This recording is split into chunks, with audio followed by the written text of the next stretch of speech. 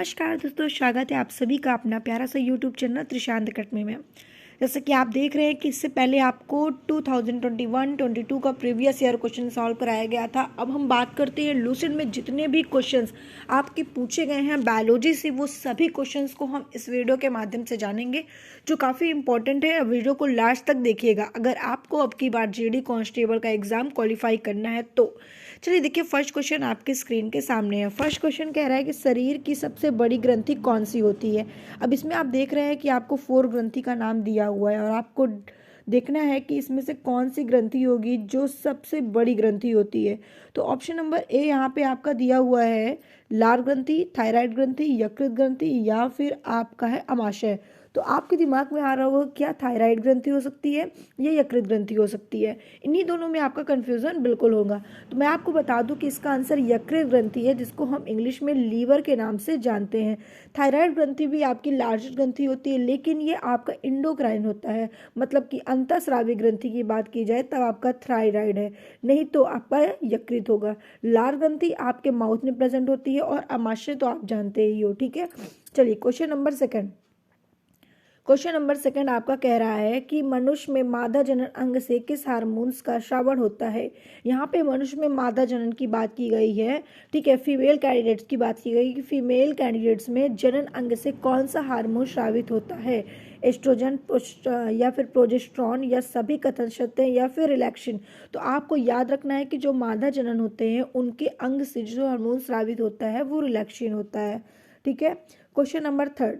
Question number third कह रहा है कि मनुष्य में ऐच्छिक गतियों का नियंत्रण किसके द्वारा होता है। ठीक है, तो मनुष्य में जो ऐच्छिक गतियां होती है वो सेरिब्रम के द्वारा होता है, थायराइड के द्वारा होता है, सेरिबेलम के द्वारा होता है या फिर इनमें से कोई नहीं। तो आपका आंसर होगा सेरिब्रम के द्वारा होता है। Question number fourth. Question number fourth कह रहा है कि शरीर का तापक्रम कहाँ नियंत्रित होता है। स्पाइनल कार्ड में, सेरिबेलम में, हाइपोथैलेमस में या फिर पिट्यूटरी ग्लैंड में। तो आप देख रहे हैं कि यहाँ पे तापक्रम की बात की गई है। बॉडी का जो टेम्परेचर होता है, तापक्रम होता है, वो कहाँ पे नियंत्रित होता है। तो आपके ब्रेन का एक पार्ट है जिसे हाइपोथैलेमस कहते हैं। तो हाइपोथैलेमस ही होता है जो आपके टेम्परेचर को नियंत्रित करके रखता है। ठीक है, चलिए नेक्स्ट क्वेश्चन आपके स्क्रीन के सामने है। नेक्स्ट क्वेश्चन कह रहा है कि अमीबा में भोजन का अंतर्ग्रहण किसके द्वारा होता है। ठीक है, अमीबा को अमीबा ही कहते हैं। इसका जो अंतर्ग्रहण किया जाता है वो कहाँ पे किया जाता है, गुदा द्वारा, शीलिया द्वारा, कोशिका मुख द्वारा या फिर कुटपाथ द्वारा। देखिए इसमें कोई ऐसा ये नहीं होता, ये कूटपाथ जो होता है जिसके द्वारा ये क्या करते हैं, अपने भोजन को एब्जॉर्ब, मतलब अपने भोजन को ये इकट्ठा कर लेते हैं और उसके बाद वो अपने भोजन को कूटपाथ के माध्यम से ग्रहण करते हैं। ठीक है, और देखिए सीलिया क्या होता है, पैरामीशिया में सीलिया के द्वारा, ठीक है, पैरामीशिया में सीलिया होता है जिसके द्वारा ये चलने की कोशिश करते हैं, गूदा द्वारा। तो ये आंसर बिल्कुल करेक्ट है। तो आपका आंसर क्या होगा सॉरी, आपका आंसर होगा कूटपाथ के द्वारा। Question number 6। क्वेश्चन नंबर 6 कह रहा है कि निम्न में कौन सा एंजाइम लार में पाया जाता है। तो अभी आपने देखा कि यहाँ पे क्वेश्चन बताया गया था लार एंजाइम, है ना, मतलब लार ग्रंथि। तो जो आपके माउथ में होती है, ठीक है, उसी ग्रंथि से क्या होता है, लार्वा श्रावित होता है, मतलब कि लार श्रावित होता है, जिसे स्लाइवा कहते हैं। तो एंजाइम जो होता है जो आपके लार में पाया जाता है वो कौन सी एंजाइम होता है। तो आपके स्लाइवा में कौन सी एंजाइम पाई जाती है, तो आपको बताना है टाइलिन। टाइलिन जैसी एंजाइम आपके लार में प्रेजेंट होती है। ठीक है, चलिए नेक्स्ट क्वेश्चन पे आते हैं।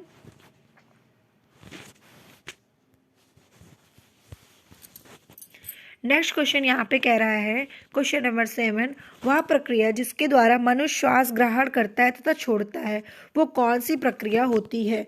ऑप्शन नंबर ए श्वसन, ऑप्शन नंबर बी आपका श्वास या फिर पश्वास या फिर निश्वसन। अब यहाँ पे बहुत सारे बच्चों के अंदर डाउट भी होंगे, तो आप मुझे पहले तो कमेंट करके बता दो कि इसका आंसर क्या आपके माइंड में आया होगा। तो जो देखो यहाँ पे देखो, श्वसन बिल्कुल नहीं हो सकता, क्योंकि श्वसन की डिफिनेशन अलग होती है। आप श्वसन की डिफिनेशन ये नहीं बताओगे कि हमने कार्बन डाइऑक्साइड रिमूव किया, ऑक्सीजन लिया, ये डिफिनेशन हम श्वसन कहते हैं। नहीं, ये गलत है। श्वसन में हम कभी भी ऑक्सीजन को नहीं लेते, हम एयर को लेते हैं। ये डिफिनेशन किसकी है, तो आपको बताना है ऑप्शन नंबर बी की। तो बिल्कुल करेक्ट आंसर कौन सा होगा, बी नंबर। ठीक है, क्वेश्चन नंबर 8। ऊर्जा उत्पादन के लिए कोशिका प्रायः किसका उपयोग करती है? मतलब कि जब ऊर्जा को उत्पादन करती है तो कोशिका किसका उपयोग करती है? तो अमीनो अम्ल का, ग्लूकोज का, वसा अम्ल का या सुक्रोज का? तो आपको बताना है ग्लूकोज का, जिसका सूत्र होता है C6H12O6। ठीक है, चलिए क्वेश्चन नंबर 9। क्वेश्चन नंबर 9 कह रहा है कि किस अभिक्रिया द्वारा पौधों में ऑक्सीजन बाहरी वातावरण से कोशिकाओं में पहुंचता है? किण्वन के द्वारा, विसरण के द्वारा, दहन के द्वारा या प्रकाश संश्लेषण के द्वारा? तो आपका आंसर क्या होगा? विसरण के द्वारा। ठीक है, क्वेश्चन नंबर 10। क्वेश्चन नंबर 10 कह रहा है कि श्वसन की अभिक्रिया में खाद्य पदार्थों की परिणति क्या होती है? तो आपका आंसर क्या होगा? विघटन। ठीक है, चलिए क्वेश्चन नंबर 11। क्वेश्चन नंबर 11 है खाद्य पदार्थों का पौधा में स्थानांतरण का मुख्य रूप से कौन कौन सा है? ग्लूकोज, स्टार्च, सुक्रोज या फिर प्रोटीन? तो यहाँ पे खाद्य पदार्थ की बात की गई है, इसलिए इसका आंसर क्या होगा? आपका सुक्रोज होगा। ठीक है, क्वेश्चन नंबर 12। क्वेश्चन नंबर 12 आप पढ़िए और इसका आंसर खुद से आप हमें बताइए कि आपने इसका आंसर में क्या डिसाइड किया है कि इसका आंसर कौन सा होगा। जल्दी से कमेंट करके आप लोग हमें सभी लोग बताइए। ठीक है, क्योंकि इसका आंसर आप सभी को बताना है और आप सभी को ये आंसर पता भी होना चाहिए। ठीक है, तो देखिए इसका आंसर यहाँ पे आप देख रहे हैं कि आपको दिया हुआ है कई सारे ऑप्शन। 90/160। देखिए अगर रक्तचाप ब्लड प्रेशर की बात की जाए तो क्या 90/60 रहता है? तो क्या सही रहता है? नहीं मैम, बिल्कुल गलत है।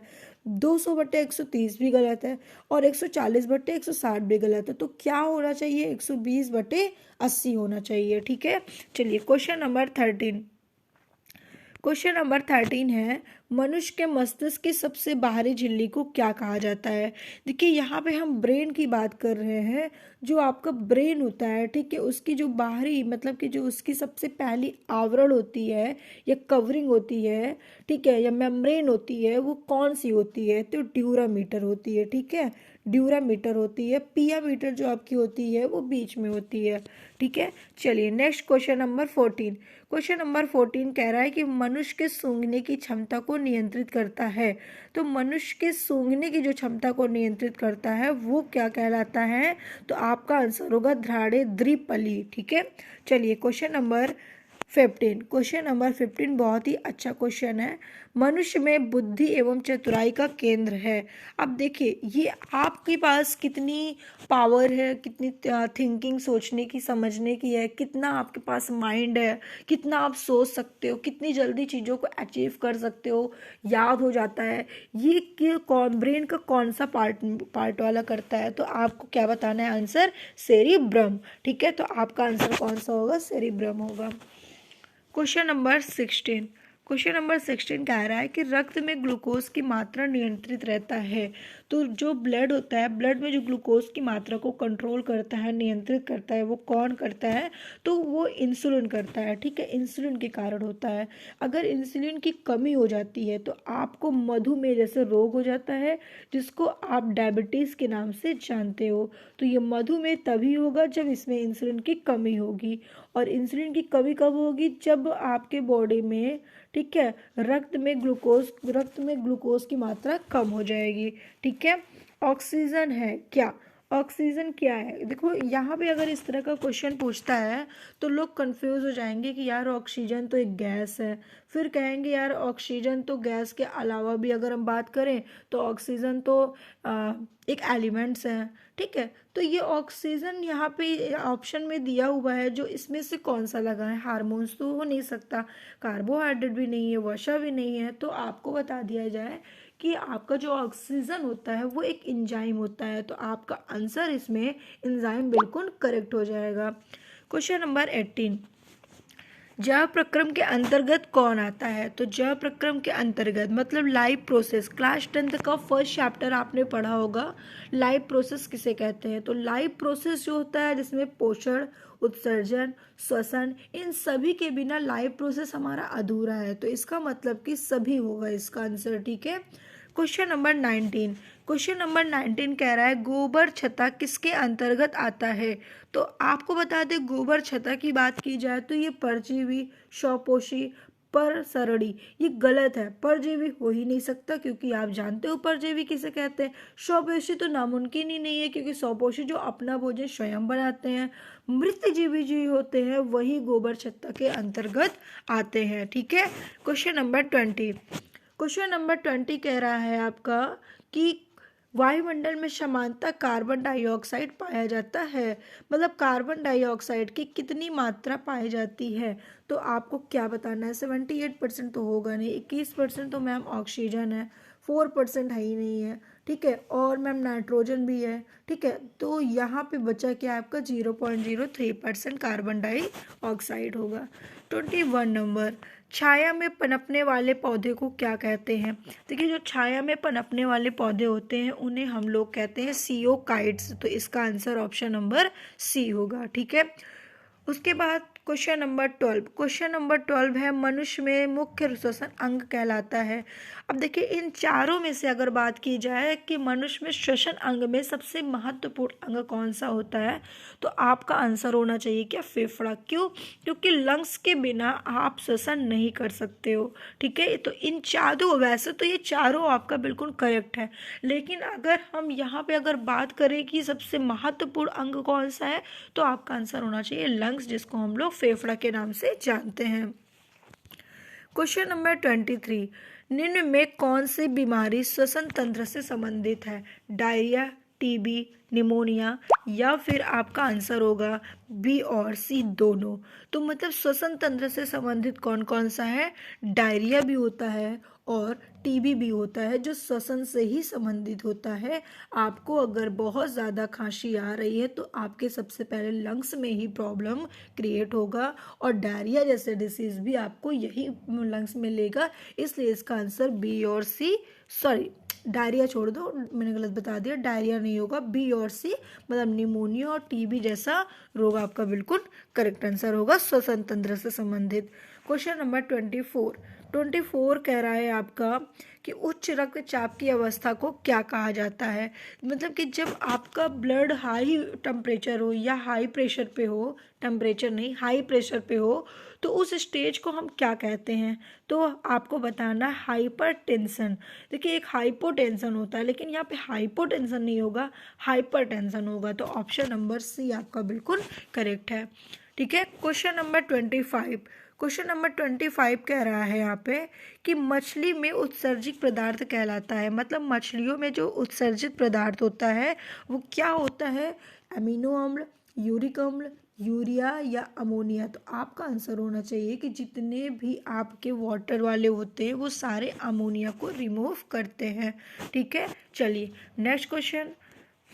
नेक्स्ट क्वेश्चन हम लोग बाद में देखते हैं। हमने आपको 25 क्वेश्चन सॉल्व कराया, जो आपके एग्ज़ाम के पॉइंट व्यू से देखा जाए काफ़ी इंपॉर्टेंट क्वेश्चंस मैंने बायो के बताए हैं, और ये सारे क्वेश्चंस आपको कवर होने चाहिए, क्योंकि ये सब छोटी छोटी क्वेश्चंस हैं और ये बहुत ही इंपॉर्टेंट क्वेश्चन है। कई बार ऐसे क्वेश्चन आपको एग्ज़ाम में फंसा देते हैं और आप नहीं कर पाते हो, और आने के बाद देखते हो कि यार इसका आंसर तो ये होगा। ठीक है, तो ऐसी गलती ना हो, इसलिए आप वीडियो को लास्ट तक देखिएगा। और आपने अभी तक हमारे चैनल को सब्सक्राइब नहीं किया तो जल्दी से चैनल को सब्सक्राइब कर दीजिए, जिससे कि आपके पास जैसे ही वीडियो अपलोड हो आपके पास नोटिफिकेशन सबसे पहले पहुंचे। Okay, thank you.